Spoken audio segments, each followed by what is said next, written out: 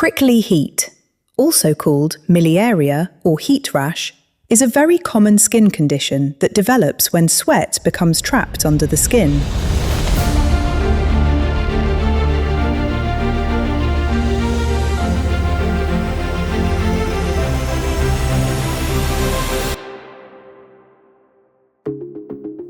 Human skin contains millions of tiny sweat glands. These glands are part of the body's cooling system. When body temperature rises, sweat travels through microscopic ducts to the surface of the skin, where it evaporates and removes heat. In hot, humid weather, or when the skin is covered by tight clothing, those tiny sweat ducts can become blocked. Sweat then leaks into nearby skin tissue instead of reaching the surface. That trapped sweat irritates the skin and causes inflammation. This creates the classic symptoms of prickly heat: tiny red or clear bumps, itching, a prickling or stinging feeling, mild swelling. Skin irritation becomes worse with heat and sweating.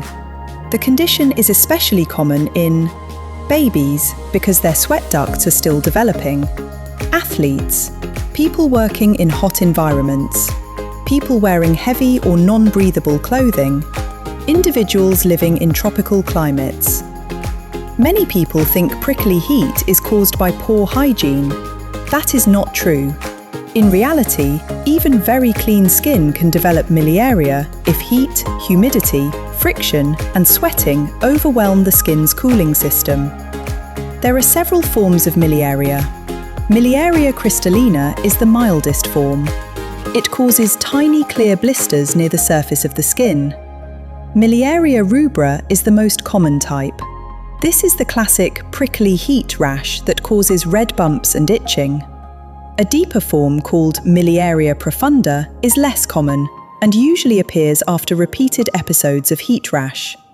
One fascinating medical fact is that humans are among the best sweating mammals on Earth.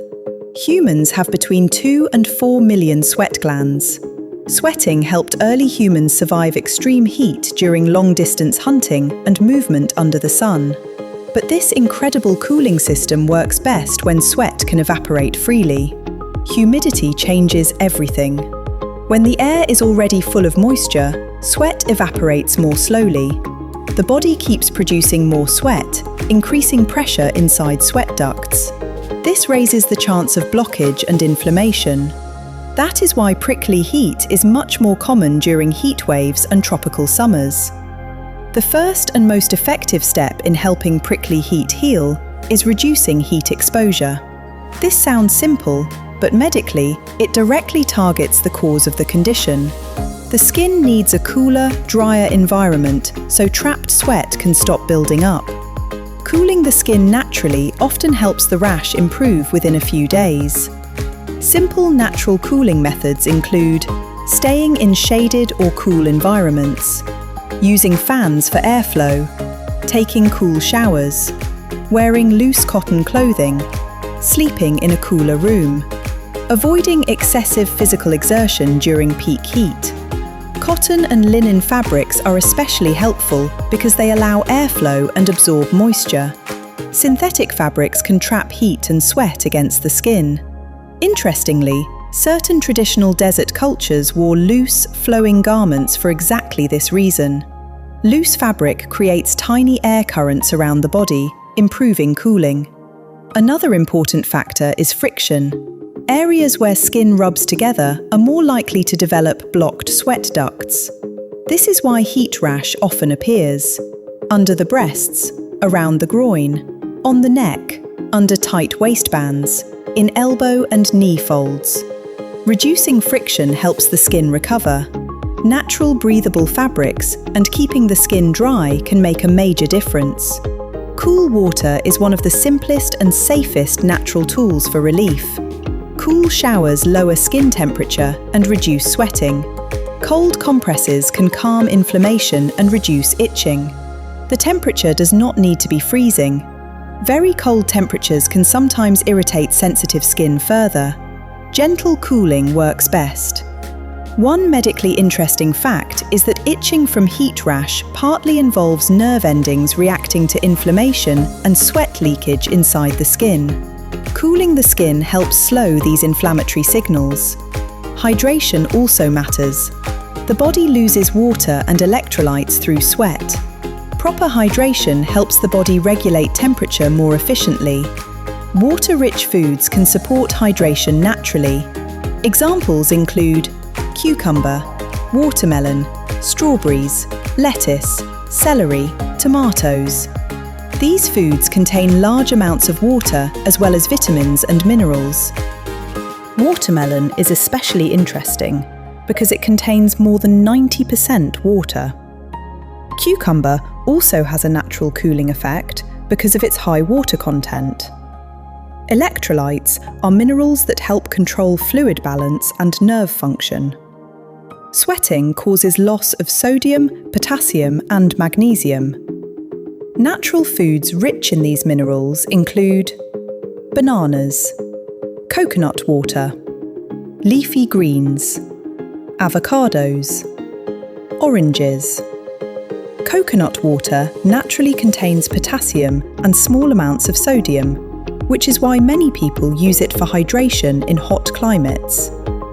Eating lighter meals during extreme heat may also help some people feel cooler. Digesting large, heavy meals slightly raises body temperature because digestion requires energy. Spicy foods can sometimes increase sweating. In some situations, sweating from spicy foods may help cooling through evaporation. But in humid conditions, extra sweating may worsen prickly heat. This varies from person to person. Oatmeal baths are another traditional natural remedy, often used for irritated skin. Oats contain compounds called avenanthramides. These compounds have anti-inflammatory and soothing properties.